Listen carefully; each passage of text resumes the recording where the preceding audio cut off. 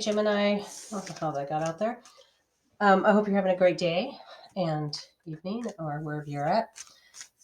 This is a general reading, so take what resonates, leave what doesn't. Before we get started, I want to go over my decks. This is my Morgan Greer deck. I've had it for 30 years, so it's sort of like a good friend, right? I have a hard time reading with anything else, but I will do my clarifications with this intuitive tarot deck, and I've got some oracle cards I like to use. I've got a wisdom, an energy, and a dreamweaver's card. These are all Colette Baron Reed, and I'll tell you more about this dreamweaver's card when we get to that point. What else? If you enjoy this reading, please do subscribe and like and notify. And wow, okay, we'll go ahead and take that one. And share and comment, whatever suits you. Please do that. I would very much appreciate it. And I do appreciate you being here. I'm very grateful for everybody that watches my videos. And with that, we'll get started with your readings. We had this Six of Swords pop out, so I'm just going to leave that in the reading, but we'll see what else we get. Gemini. All right, Spirit, tell me, what does Gemini have going on for them the week of April 23rd through 29th? And I need 4 foundation cards. There we go.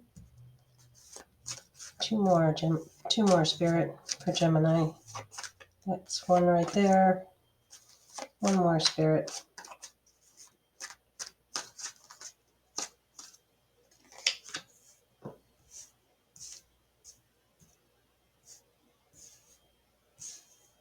Okay. All right, so this is your foundation. And when I talk about foundation, it's not necessarily the past, but it's sort of what got you to where you are now up to going into next week, right? And the reason why I do that is it helps you know. And if I'm doing a personal reading, which, by the way, if you're interested in a personal reading, both my website where you can book time with me or my email are below and on my About page. But when I'm doing a personal reading, I like to do a current or a past piece just so that I know the reader and the questioner know they're on the right path. They've got valid information in front of them. But in our case today, it might help you to kind of be able to relate to where this fits in your life before we go into the future, right? So this Six of Swords over here that fell out, this isn't a good card. It's, the swords always kind of freaks people out a little bit. They're really just about communication.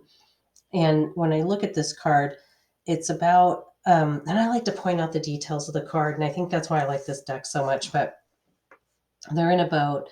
They've got all these swords kind of going through the boat. They can see land, they're on water, they're moving onto better places. And so this card is about movement, about action, and that can be literal movement, like you're moving, or it can be moving to a different job or moving on from a bad situation to a good one. But whatever it is, you haven't solved all of your problems yet because you've got your swords and your boat, right? But you're on the way to doing that. You're on the way to this better place, and you can leave those swords behind. So whatever you do, don't try to pull them out of the boat right now, right? It'll sink. So you're in a position right now, up until this point that I'm recording this on Saturday, the 22nd, that you are moving on and you are taking the next step. And I've got this Six of Cups, and this card for every single zodiac sign for the week of April 23rd has gotten this card. It's been very, very busy. But the Six of Cups is about relationships. And so there must be a lot going on astrologically among relationships. I know that Mercury's retrograde, which is the planet of communication and projects and technology. And so that may be straining relationships. But honestly, this is a good relationship card. So it might be that people are just really taking extra care in their communication and in how they're developing their relationships. because of the retrograde, because of the static in the air, right? And we've got this Eight of Pentacles, and then we've got the Four of Rods. And this Eight of Pentacles is really about that your stasis as an expert in what you do, in the communication that you do around what you're an expert in. That is that knowledge, skill, ability, right? And then this Four of Rods is about partnership. So that can be a love partnership, it can be a business partnership, it could be the people that you work with. It could also be something very specific going on in your life. Maybe you are moving and you're in the process of moving and you're dealing with relationship changes as a result, or and there are partnerships, that alliances that you're creating in order to build up the new place that you're going to, right? But whatever this is, there is so much relationship around it, so much action around it, and so much stability. So this Eight of Pentacles is really about stability.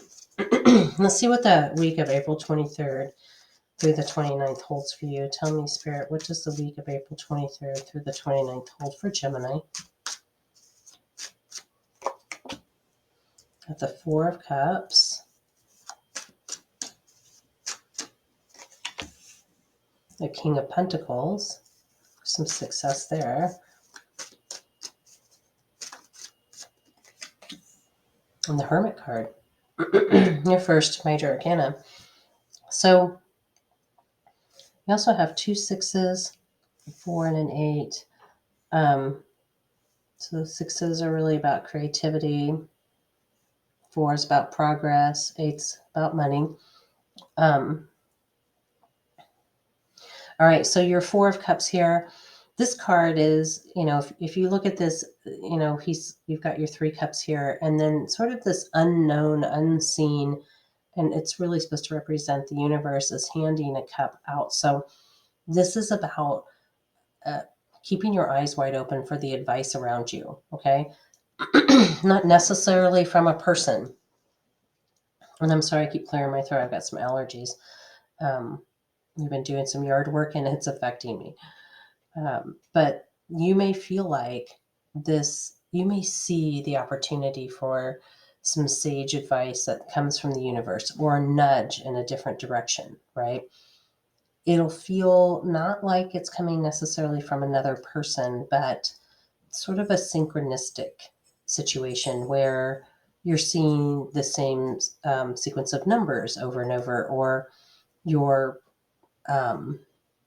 you're hearing the same information over and over. Whatever it is, you might feel like you're being driven in a certain way, and you need to pay attention to that. It's important information. And the result of that will lead you to this King of Pentacles. And what this energy is about, it's about success. So success for you might be an increase in your salary. It could be a new job. It could be a new revenue source. It could be an investment. It could even be a new love or something along those lines. It doesn't have to be financially based. But whatever it is it's a move towards stability, right? But it's critical that you're paying attention. So keep your eyes wide open for that. And you've got this Hermit card, and this Hermit card really reinforces this Four of Cups, because it's that self-reflection.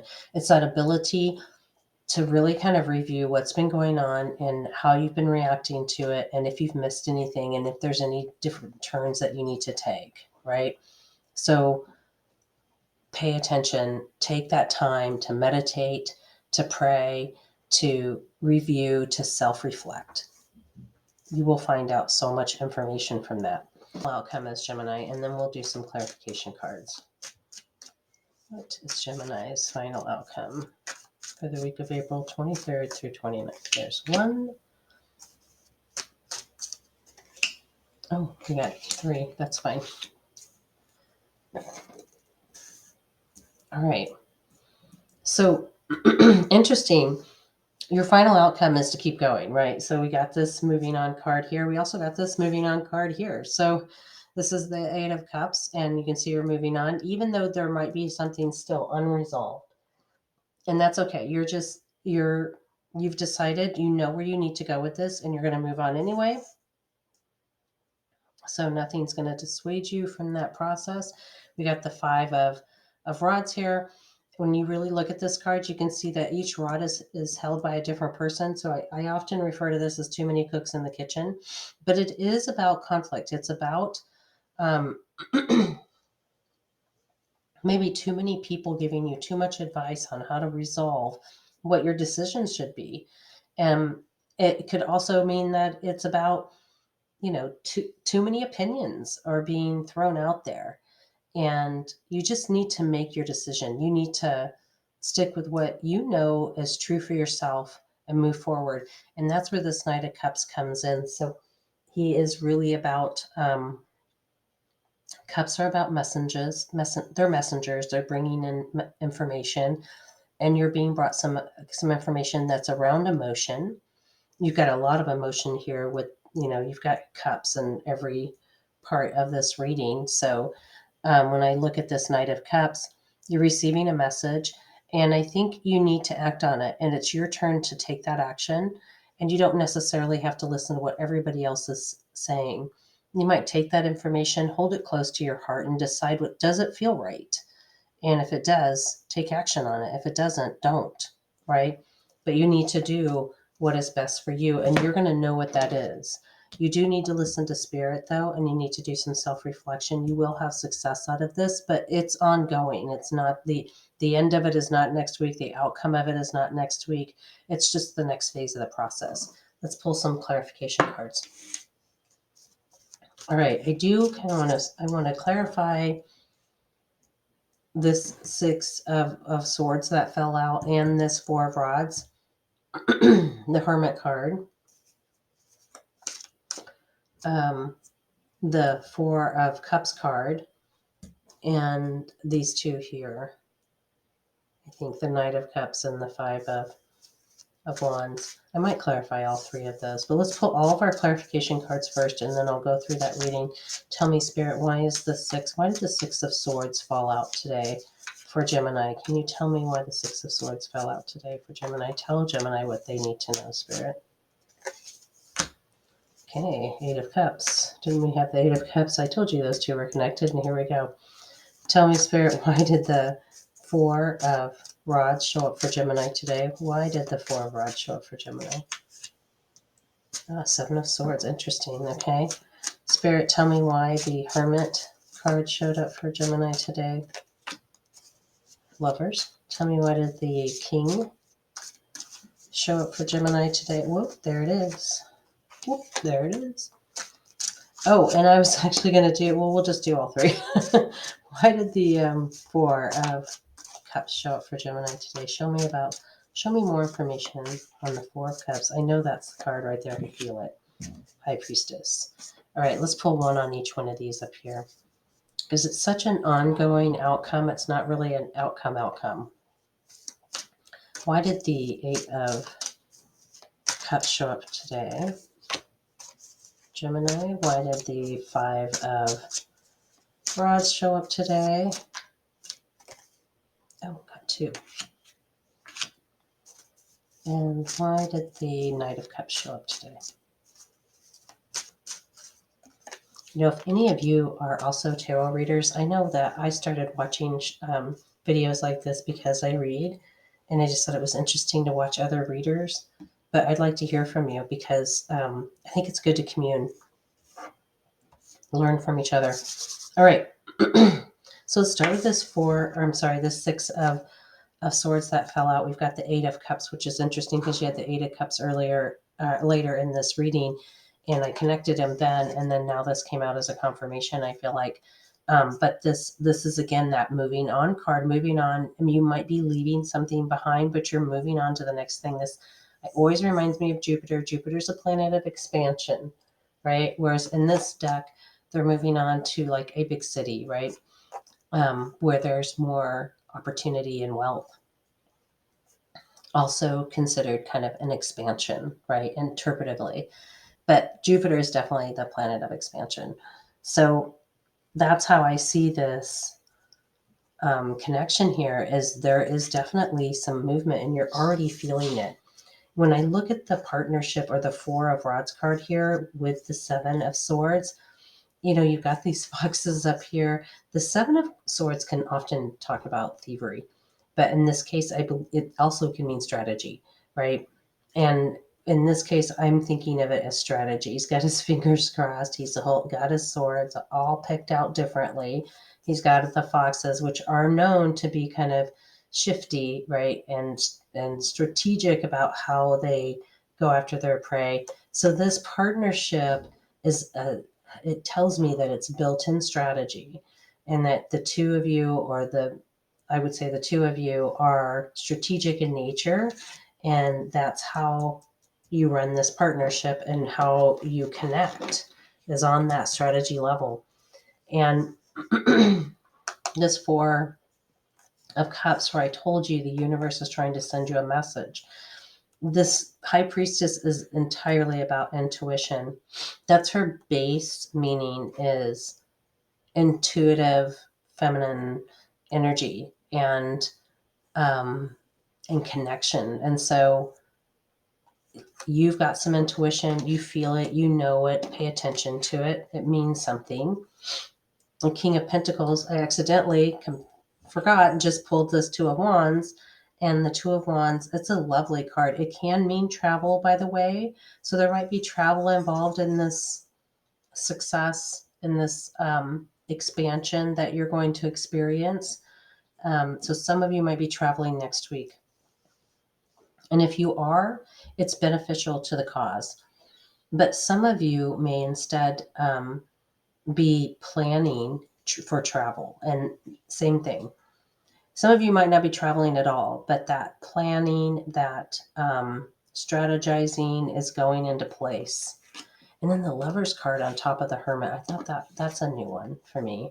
The Lover's card is it can be about love. It absolutely, and you may have some self-reflection to do about that. But it also can be about having more than one path available to you, usually two paths available to you. And you may end up taking a path that's not the normal path that you would have chosen. Okay, maybe it's a little bit more unknown to you, but it's important to know that. So whatever, if you have a choice, a fork in the road, a separate path or a different path to take than what you would normally do, make sure you do a little bit of prayer around that, a little bit of meditation, a little bit of self-reflection, so that you take the one that you want to take, that ultimately will lead you where you want to go, right? So back to this Eight of Cups again, that's so relative to this Devil card. It's often about addiction. And addiction doesn't have to be drug and alcohol. We all know that. It can be all kinds of food, sugar, whatever. But it can also be like obsessive thinking. It can be letting your anxieties take over you. It can be so many different things. It doesn't have to be something really diagnosable, right? It can just be letting that side of you that can overtake you and spin you out take over, right? And so I think that's what you're moving on from. You're moving on from a situation or a relationship, or it could even be a job or a boss or a coworker that sort of trips that trigger for you. And you need to get away from it. And that there's nothing wrong with that. You've got to do what's best for you. And that just takes me back to what I said with this conflict card, and then with this messaging card. You have to make the decision that's best for you. And I thought I heard a dog. I do.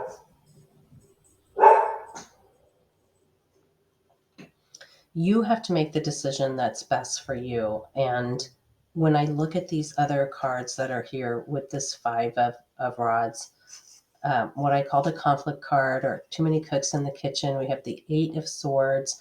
You might be feeling sort of tied down, but it's illusional. You're not really tied down. You're not really blindfolded. You're letting these opinions and these maybe this negativity tie you down and blindfold you, but take it off. You have to make the decision that's best for you.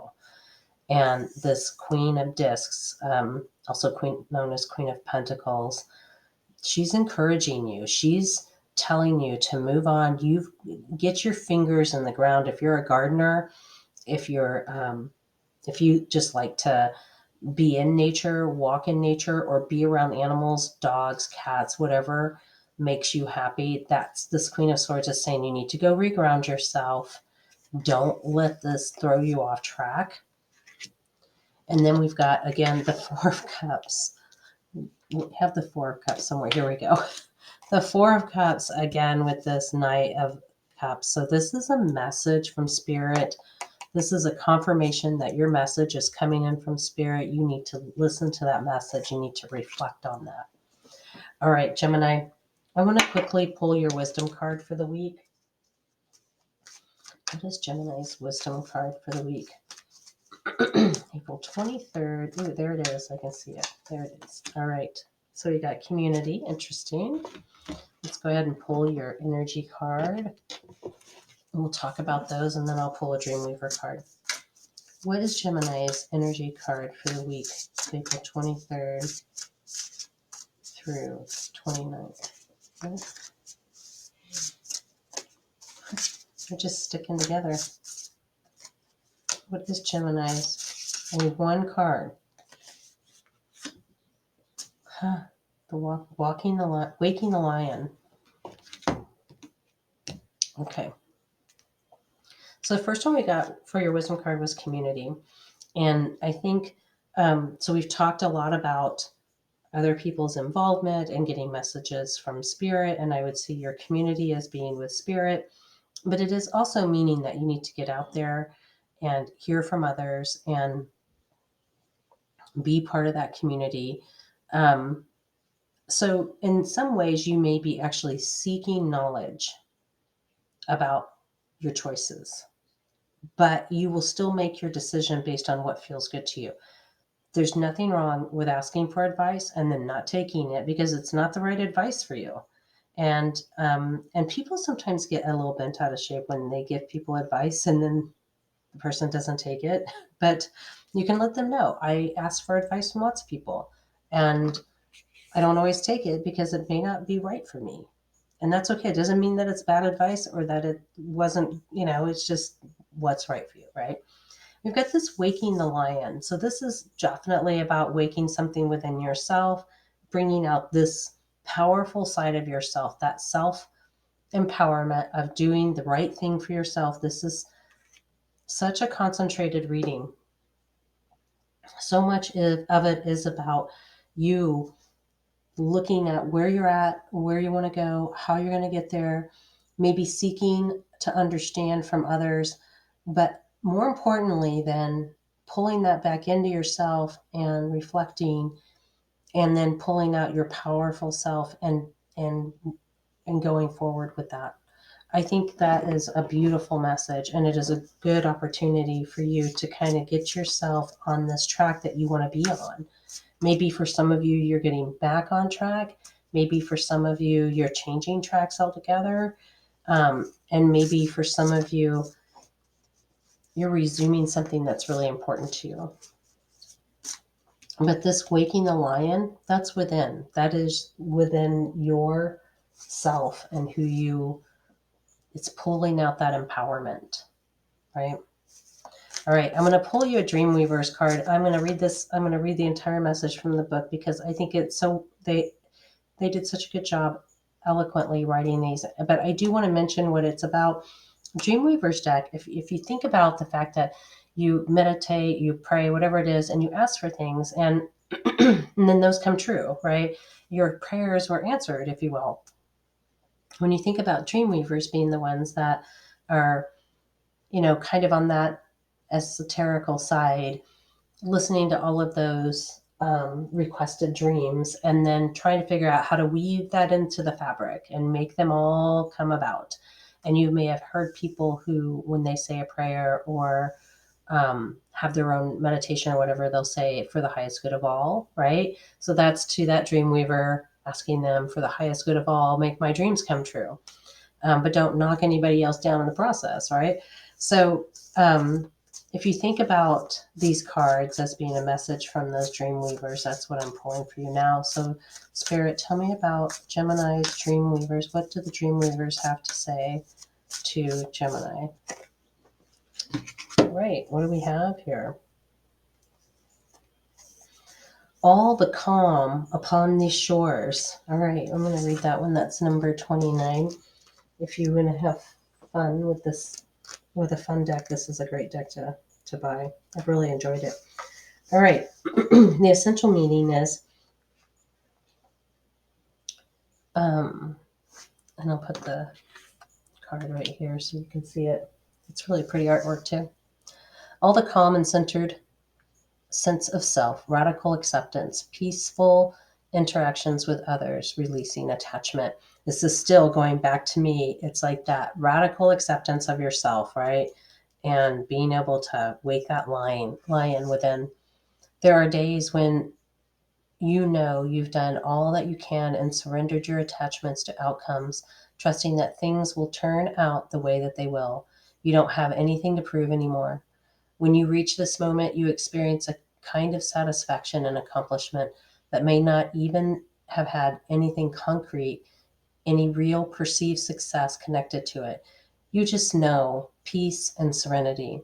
This may be fleeting, but it doesn't matter how long you stay at peace. Once you know the feeling, you can always return to it. The way to this calm inner shore is simple: meditation and prayer, coupled with surrendering your wants and your attachments to the will of the divine, being humble and grateful for what is in front of you. Letting go of the need to control or change anything outside of yourself is key. This is not a passive state, but rather an action of choice, like radically accepting what you cannot change. The serenity prayer beautifully outlines this.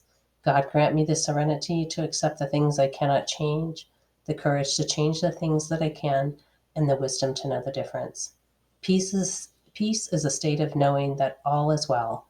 Enjoy it because it is. Wow, so that really resonates with this entire reading so well. So Gemini, I hope you enjoyed your reading. I hope you got something from it, and have a wonderful day, evening, morning, wherever you are. And hopefully I'll see you back again. Sending you lots of love.